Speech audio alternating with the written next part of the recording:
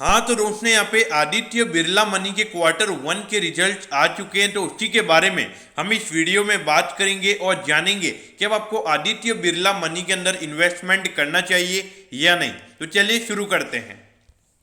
तो देखिए सबसे पहले अगर हम यहाँ पे रेवेन्यू की बात करें तो पिछले क्वार्टर के कंपैरिजन में यहाँ पे जो कंपनी का टोटल रेवेन्यू है वो 6% बढ़कर 52 करोड़ का यहाँ पे कंपनी का टोटल रेवेन्यू अप्रैल से जून वाले क्वार्टर में निकल कर आया है।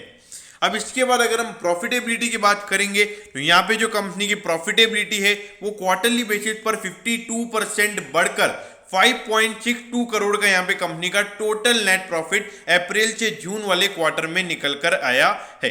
तो अगर आप देखोगे क्वार्टरली बेसिस पर यहाँ पे कंपनी के रिजल्ट काफी अच्छे हैं। अब अगर हम ईयर ऑन ईयर बेसिस यानी कि पिछले साल के अप्रैल से जून वाले क्वार्टर से अगर हम कंपेयर करें तो उसके कंपैरिजन में भी यहाँ पे रेवेन्यू 20% से बढ़ा है। तो यहाँ पे ईयर ऑन ईयर बेसिस पर भी बहुत अच्छे तरीके से हमको ग्रोथ देखने को मिल रही है।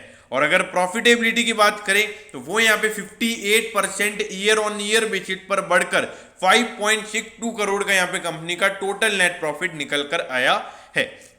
तो अगर आप रिजल्ट देखोगे तो ईयर ऑन ईयर बेसिस पर भी यहाँ पर रिजल्ट्स अच्छे हैं, और अगर हम क्वार्टरली बेसिस पर बात करें तो वहां पर भी हमको ये रिजल्ट अच्छे नजर आते हैं।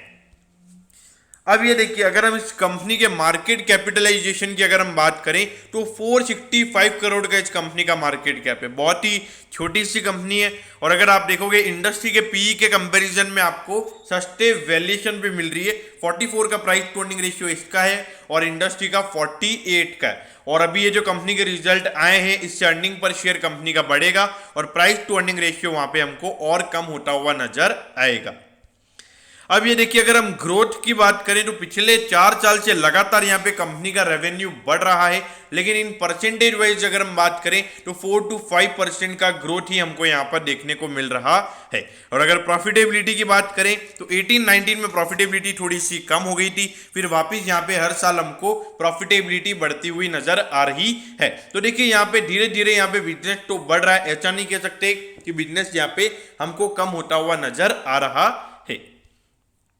अब ये देखिए जो रिजल्ट इतने अच्छे हैं कंपनी के, तो फिर उसके बाद भी जो स्टॉक है वो आज 4.76% डाउन क्यों है?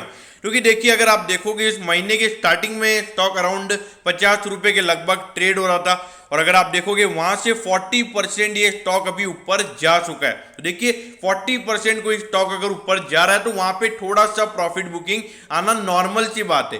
तो देखिए यहाँ पे कंपनी के रिजल्ट एकदम बढ़िया है, तो जो भी यहाँ पे लॉन्ग टर्म इन्वेस्टर्स हैं, इन्वेस्टेड है इसके अंदर, इन्वेस्टेड रहिए। और जो लोग लॉन्ग टर्म के लिए इन्वेस्ट करना चाहते हैं तो मेरे ख्याल से डेफिनेटली यहाँ पे इन्वेस्ट किया जा सकता है।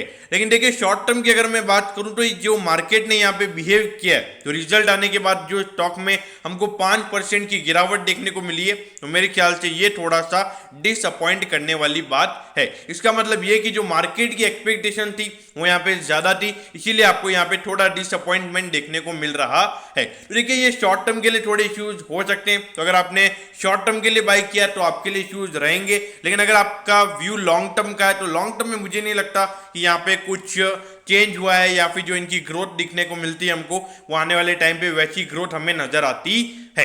तो दोस्तों मैं होप करता हूं कि आदित्य बिरला मनी के क्वार्टर वन के रिजल्ट के बारे में आपको सब कुछ पता चल गया होगा। अगर आपकी कोई भी क्वेरीज है तो आप कमेंट कीजिए, मैं जरूर आपके कमेंट पर रिप्लाई करूंगा। ओके दोस्तों, thank you, have a nice day.